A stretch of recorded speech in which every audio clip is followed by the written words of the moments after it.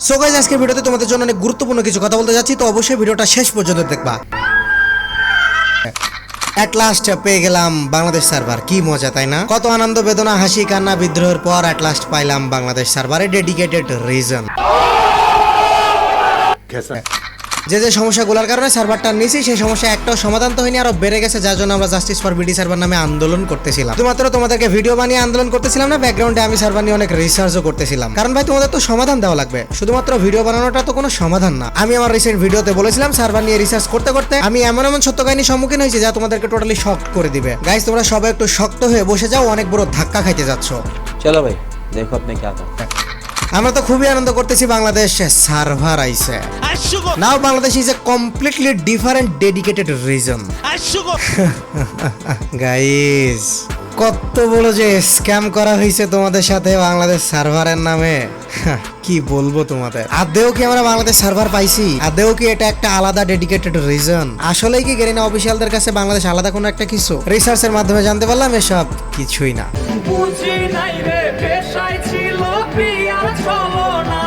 Just শুধুমাত্র গেমে log in করার সময় লেখা ওঠে রিজন ভিডি। ইন্ডিয়া সার্ভার থেকে বাংলাদেশ সার্ভারে আসার সময় জাস্ট এতটুকুই চেঞ্জ পাইছি আমরা। না তো বাংলাদেশ নামে কোনো সার্ভার আইছে, না তো বাংলাদেশ নামে কোনো ডেডিকেটেড রিজন আছে। সিরিয়াসলি বলতেছি গাইস, ভিডিওটা শেষ পর্যন্ত দেখলে তোমার চোখ মাথায় উঠে যাবে। আসলে বাঙালি যে কতটা পাগল জাতি সেটা বুঝতে পারো ভিডিওটা শেষ পর্যন্ত দেখলে। যে এদের যেখান থেকে পারে সেখান থেকে বাস দিয়ে চলে যায়, আর ঠিক তেমনটাই করছে ফ্রি ফায়ার আমাদের সাথে। সো গাইস চলো তোমাদেরকে দারুণ একটা আর্নিং অ্যাপের সাথে পরিচয় করে দিই। গাইস অ্যাপটির নাম হলো উইন গেম রিওয়ার্ডস। এই অ্যাপের মাধ্যমে তুমি খুব সহজেই মজার স্পিন, স্ক্র্যাচ এবং খুব সহজে ম্যাথ কুইজ খেলে অনেক টাকা ইনকাম করতে পারবা। জাস্ট অ্যাপের মধ্যে ভিপিএন কানেক্ট করে ঢুকবা, স্পিন করবা, স্ক্র্যাচ করবা, ছোট ছোট ম্যাথ কুইজ খেলবা এবং তোমার অ্যাকাউন্টে পয়েন্ট জমা হইতে থাকবে। আর 1000 পয়েন্ট হলে পয়েন্টের উপরে ক্লিক করলে টাকায় কনভার্ট হয়ে যাবে, যেটা তুমি খুব সহজে বিকাশের মাধ্যমে উইথড্র করতে পারবা। এছাড়াও এখান থেকে তুমি ফ্রি ফায়ারের ডায়মন্ডও টপ আপ করতে পারো। আর যদি অ্যাপে ঢোকার সময় এখানে প্রোমো কোড হিসেবে আমার নাম অর্থাৎ এইচটিসি এম্পায়ার বসাও, তাহলে সাথে সাথে 30 টাকা ফ্রিতে পেয়ে যাবা। আর বিস্তারিত জানার জন্য অ্যাপের মধ্যে ঢুকে হাউ টু ওয়ার্কে ক্লিক করে বিস্তারিত জেনে নাও। অ্যাপের link is in the description. তো এখানে ডাউনলোড করো এবং টাকা ডায়মন্ড জিতে নাও। গাইস রিসেন্ট এভরিওয়ান ভাই লাইভ স্ট্রিমে বলা একটা কথা দেখলাম, সেখানে তিনিও বলতেছেন যে না বাংলাদেশ নামে কোনো সার্ভারই নেই। তো আমি আগে থেকে সন্দেহ করেছিলাম এবং এজন্য আমি রিসার্চও করতেছিলাম। তারপরে টেভরিওয়ান ভাই বললো, দেখলাম সিরিয়াসলি বাংলাদেশ নামে কোনো ডেডিকেটেড রিজন নাই, পুরো কন্ট্রোল হয় ইন্ডিয়া থেকে, বাংলাদেশি মডারেটরদের হাতে কিছুই নাই। চলো টেভরিওয়ান ভাই ভিডিওতে কি বলেছিল দেখে আসি। বাংলাদেশের সার্ভার না দিয়ে খালি একটা রিজনের নাম লিখে দিলে তো হবে না, ঠিকই তো বলেছে। বাংলাদেশ সার্ভারে তো জাস্টিস চাই, সার্ভারের মতো হতে হবে, পুরো স্বাধীন হতে হবে। কিসের কি সার্ভার? তো ইন্ডিয়া, আমাদের ইন্ডিয়া থেকে কাজ হচ্ছে সবকিছু, এভরিথিং ইজ ইন্ডিয়া। বাংলাদেশে কোনো সার্ভার নাই, আবারও বলতেছি there is no server in Bangladesh. India থেকে কন্ট্রোল হচ্ছে, জাস্ট লেখা আছে বিডি, এইটুকুই শেষ, এর পর্যন্তই ভাই। তারপর এসবগুলো জানার পর আমি কথা বললাম পার্টনার প্রোগ্রামে থাকা একটা ইউটিউবারের সাথে এবং কনফার্ম হইলাম যে বাংলাদেশ নামে কোনো সার্ভার নাই, বাংলাদেশে কোনো কন্ট্রোল নাই, সবকিছুর জন্য আমাদেরকে সেই ইন্ডিয়ার কাছেই যাওয়া লাগে। দেখে আমি শিউরিত।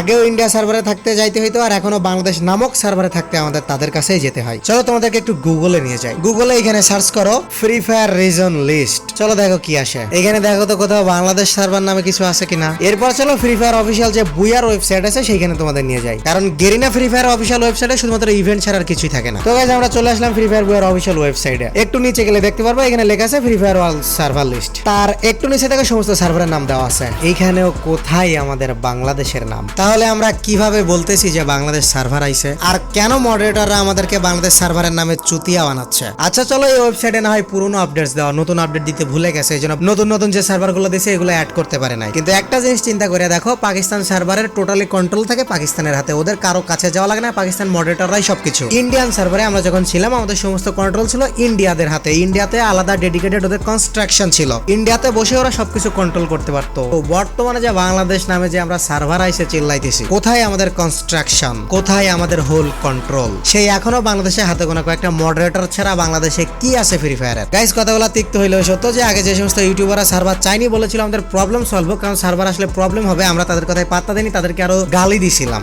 এবং আমাদের বড় বড় পার্টনার প্রোগ্রামে থাকা ইউটিউবাররা তাদের বিরুদ্ধে ভিডিও বানাইছিল, তাদেরকে স্ট্রাইক দেওয়ারও ভয় দেখাইছিল, যারা সার্ভার নিয়ে এত কিছু করেছিল। আজকে যে বাঙালিরা সেই সার্ভারের নামে স্ক্যামের শিকার হচ্ছে, প্রতারণার শিকার হচ্ছে, কোথায় তারা? কথা কি ক্লিয়ার না ভেজাল?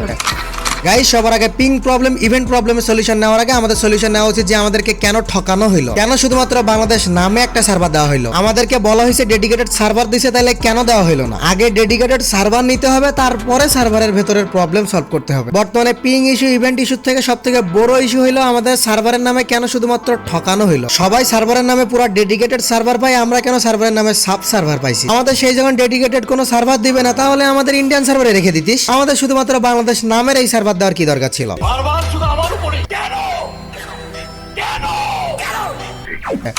গাইজ এখন তোমাদেরকে অনেকে ভুলভাল বোঝাচ্ছে যে আমরা শুধুমাত্র ভিউজের আশায় এই সমস্ত আন্দোলন করতেছি। না, তার মানে এরা কি বলতে চাই গাইজ, নিজেরা তো তোমাদের জন্য কিছু করবে না, আমরা করতে যাব তার পথেও বাধা হয়ে দাঁড়াবে।